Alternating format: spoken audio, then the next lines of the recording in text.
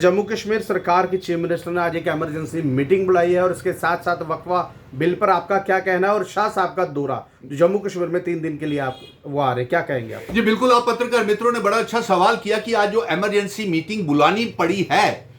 उमर अब्दुल्ला साहब को, chief minister जो चुनी हुई सरकार के हैं, तो उसमें से क्या निकल करके आता है ये जानकारी तो उस मीटिंग में ही पता चलेगा। लेकिन मेरा इस बात को, इमरजेंसी मीटिंग, वक्फा बिल और जो अमित शाह जी का दौरा हो रहा है जम्मू कश्मीर में, उसको लेकर के मेरा यह कहना है कि इमरजेंसी मीटिंग के दौरान ये फैसला होना चाहिए कि जिन मुद्दों के ऊपर लोगों ने भरोसा करके ये चुनी हुई सरकार बनाई है, जिसकी जंग हमने ऑल पार्टीज की गठबंधन करके 5 अगस्त 2019 के बाद, जिसमें Congress, mission statehood, national conference, Kashmir के कुछ संगठन, जम्मू के संगठन और पीडीपी भी थी, उस समय हमने ये जंग लड़ी थी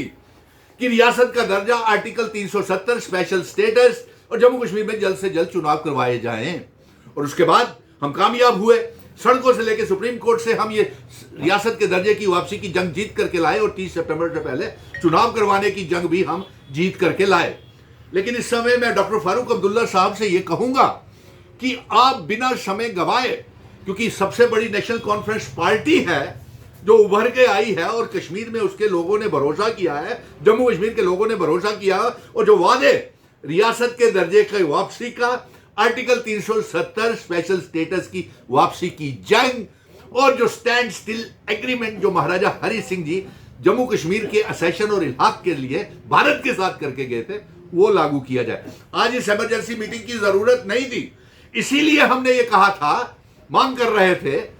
मेरे पत्रकार मित्रों कि रियासत का दर्जे तक इंतजार करें, रियासत का दर्जा चुनावों से पहले वापस होना चाहिए। लेकिन अफसोस किसी पॉलिटिकल पार्टी ने इंतजार नहीं किया कि रियासत का दर्जा हमें मिल जाता और उसके बाद चुनाव होते। लेकिन जब खुद ही आपने गलतियां की हुई है तो अब भुगतना तो पड़ेगा, क्योंकि यूनियन टेरिटरी के तहत चीफ मिनिस्टर उमर अब्दुल्ला साहब का खुद का कहना है कि बेकार है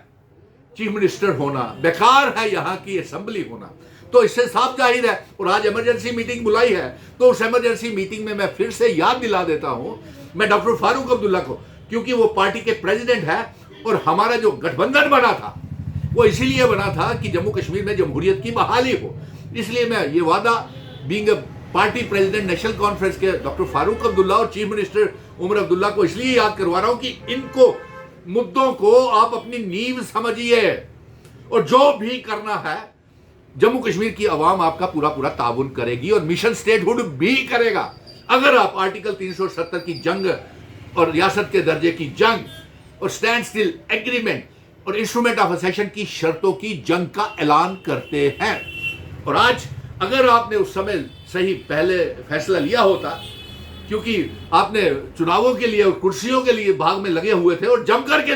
रियासत के दर्जे के ऊपर तमाम पॉलिटिकल पार्टीज ने, चाहे भारतीय जनता पार्टी हो, कांग्रेस हो, पीडीपी हो, कश्मीर के संगठन, जम करके रियासत के दर्जे के ऊपर इन्होंने राजनीति की। लेकिन जब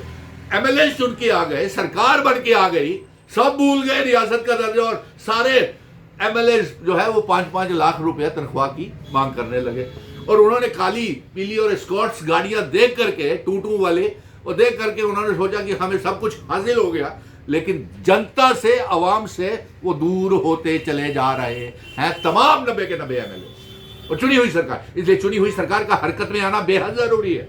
मैं तो चाहूंगा कि जितने एमएलए हैं सारे धरना प्रदर्शन राजभवन के बाहर शुरू कर दें। और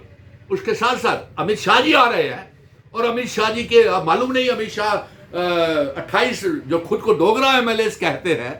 ये डोगरा नहीं दोगला एमएलए हैं, ये खुद कोशिश करेंगे रियासत के दर्जे की, क्योंकि असेंबली में तो इन्होंने मांग कभी की नहीं। इन्होंने जम्मू रियासत के दर्जे की मांग नहीं की, स्पेशल स्टेटस की मांग नहीं की, स्टेट सब्जेक्ट की मांग नहीं की, दरबार में शुरू की मांग नहीं की, जम्मू कश्मीर की में बढ़ती हुई बेरोजगारी, गरीबी की आवाज नहीं उठाई। तो हमें मालूम नहीं है। और अफसोस इस बात का है कि अगर होम मिनिस्टर साहब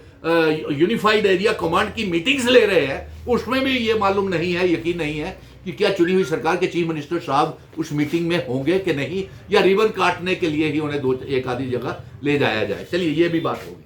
और दूसरी बात, हमारी ये जंग जारी रहेगी मेरे पत्रकार मित्रों। वक़्फ़ का यहाँ पत्रकार मित्र हमसे ये पूछ रहे हैं, ये बेइंसाफी है, ये उसी तरह बेइंसाफी है, अनकॉन्स्टिट्यूशनल फैसला है जिस तरीके से जम्मू कश्मीर को लेकर के भारतीय जनता पार्टी ने गैर संविधानिक, अनकॉन्स्टिट्यूशनल, गैर आईनी कदम उठाया है। क्योंकि देखिए हमारी रियासत को भी अनकॉन्स्टिट्यूशनल तरीके से तोड़ा गया, आर्टिकल 370 को भी हटाया गया, और ऊपर से इन्होंने मजहब की राजनीति इतनी की कि जब उससे दिल नहीं भरा तो इन्होंने पूरे देश में एक ऐसी लकीर खींच दी जो मजहब हिंदू मुस्लिम के नाम के ऊपर सियासत इन्होंने और गरमा दी। सो इसलिए वक्फ बिल का हम विरोध करते हैं। और सबसे बड़ी जो इमरजेंसी मीटिंग आज हो रही है वो उसके लेकर के आज जरूरत नहीं पड़ती। अगर उस समय आपने जल्दबाजी नहीं की होती, चुनाव लड़ने की जल्दबाजी नहीं की होती कि पहले रियासत के दर्जे का इंतजार करने के लिए, अब तो भुगतना पड़ेगा। इसलिए मैं ये चाहूंगा कि इस बात को, मुद्दों को अपनी नींव समझे। जो वादे आपने अवाम के साथ किए हुए हैं उसमें मिशन स्टेटहुड भी फंसा हुआ है। सही बात तो यह है, क्योंकि मिशन स्टेटहुड ने नेशनल कॉन्फ्रेंस, कांग्रेस को, अलायंस की सरकार को पार्लियामेंट में भी समर्थन किया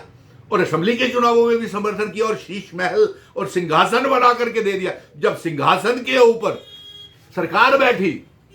तो उन्होंने सोचा कि सब कुछ हासिल हो गया, लेकिन ऐसा नहीं था। आपको कुछ हासिल नहीं हुआ था और इसलिए इमरजेंसी मीटिंग में जो बुलाई हुई है उसमें अपने एमएलए को हरकत में आने का आदेश जारी करें। डॉक्टर फारूक अब्दुल्ला साहब, आप तो समझदार हैं, आपके साथ तो मैं शाना बिशाना आज तक और आगे भी लड़ेंगे, क्योंकि मैं इसलिए आपके साथ खड़ा हूं क्योंकि मुझे अपनी रियासत वापस चाहिए।